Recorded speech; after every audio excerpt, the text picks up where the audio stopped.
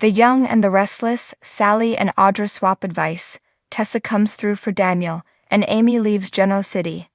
At Crimson Lights, Daniel's hoping Tessa can help him. She understands he needs an emotional reset.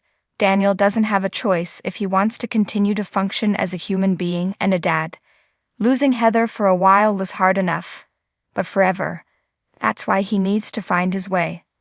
I'm going to need a little bit of your time, a lot of your patience, and as much of your talent as you can spare.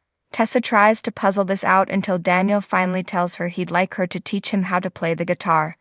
Daniel explains he's dabbled before. Tessa says it is a commitment. She admits it could help him tune out the noise in his head, but guitar can also break his heart. The journey could be filled with frustration and disappointment. Daniel has already worried about disappointing his mother, Lucy, even Billy Abbott, who he doesn't care about. He's eager and wants to learn, fail, and get better. It's about moving in a forward direction and maybe learning some new things about himself. This could be the thing to get him unstuck creatively. Tessa smiles. I'm in. Tessa asks why Daniel doesn't do this with his dad. Daniel says it would be too much emotional honesty and probably tears with every chord. Tessa jokingly promises to be cold and distant. He says she's his first choice as a teacher. He has a guitar that he would break out every now and then with Heather. Tessa promises he'll always moving forward, and maybe it will unstick him. That's what he needs. After a while, Daniel and Tessa reconvene on the patio with their guitars. She notices that his is expensive. He offers to trade her, but she explains that your guitar is your baby. You can't just swap. Daniel apologizes. He strums his guitar, and it sounds out of tune. Tessa will help. They start going over what strings, frets, and keys. She shows him how to hold his fingers on the strings, and he improves. Tessa plays a little as he watches. Amy and Damien arrive at Nate's place, and she makes her way to the sofa.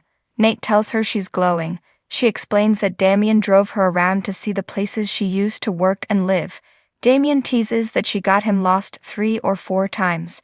Amy thanks her son for letting her show him part of her life. Damien says it was a good day. Nate smiles. He's glad they had this time together. He reveals he just got off the phone with Dr. Kelly and has an update on her treatment. Nate asks her some questions about her appetite. Amy says she had enough energy to console a dear friend of hers and to drive around with Damien. Are you going to tell me what the doctor said?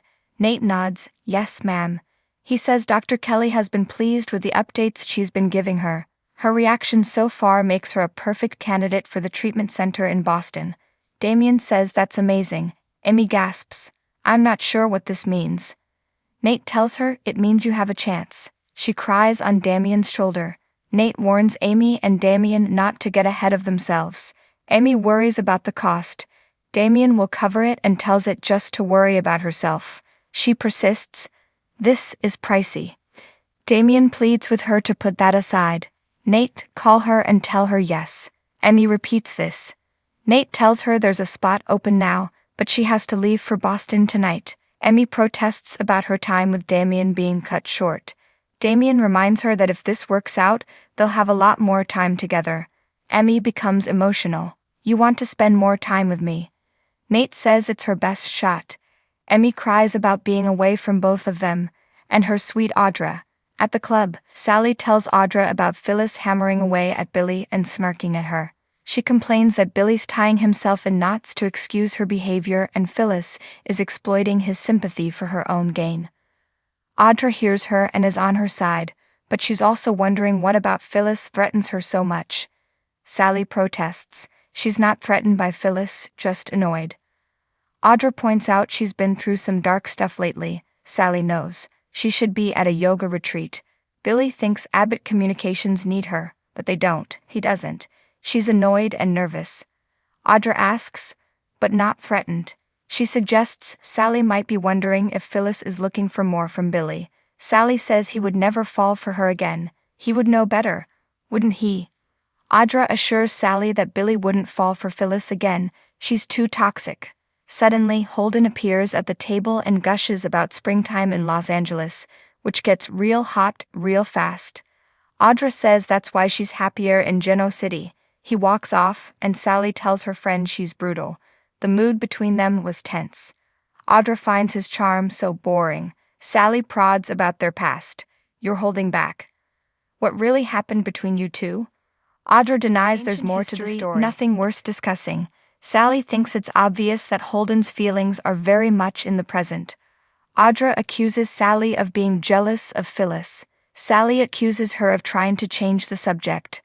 Audra advises her to play dirty and try to make Phyllis look bad. Do what it takes. Sally hedges, maybe. Giving her advice in return, she suggests she keep Nate away from Holden. Audra says Nate knows where she stands. Sally argues that Holden's not about to give up. Audra says that's his problem, not hers. Sally leaves with Audra telling her to take her advice about Phyllis and make her proud.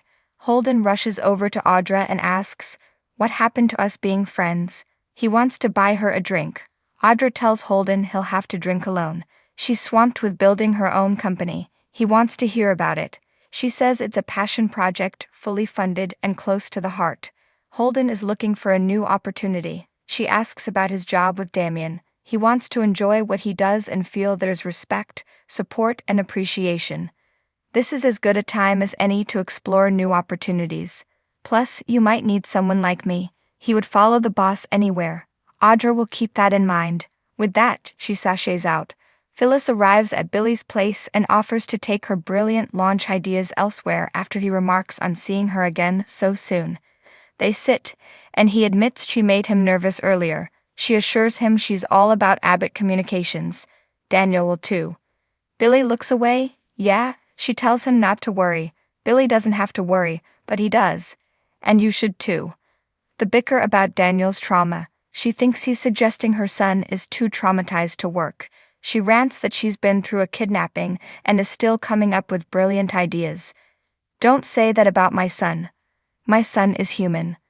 Billy states that her son does not want to be there right now. He's only doing it because of you. Phyllis tries to deny that Daniel took the job because of her. Billy asks, "Are you sure about that?" Phyllis will be by his side every step of the way.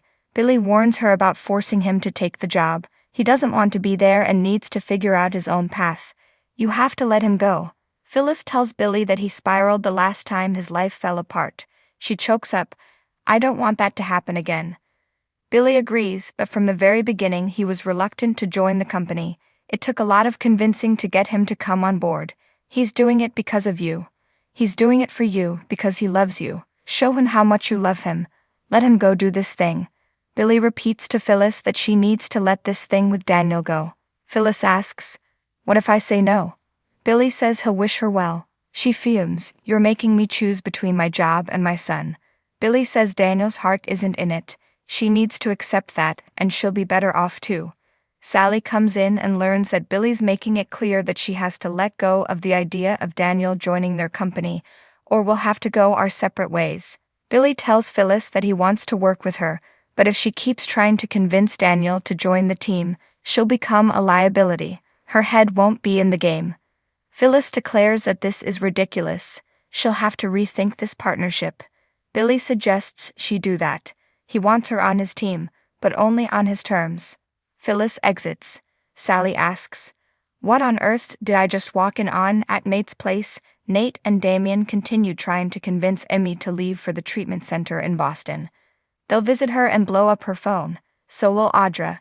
Nate asks if she'll go. Emmy will go pack. Damien says he'll charter a flight. They'll go in comfort. He isn't about to fly coach. Emmy grins. "You're coming with me?" Damien confirms it. Nate asks if they have room for one more. Emmy cries that she and her son are getting back something they lost a long time ago. Damien says they're getting there. "I need you to beat this thing so we can have time to make that happen." Nate says, "That's the plan." Next on The Young and the Restless, Victor keeps a secret from Mickey.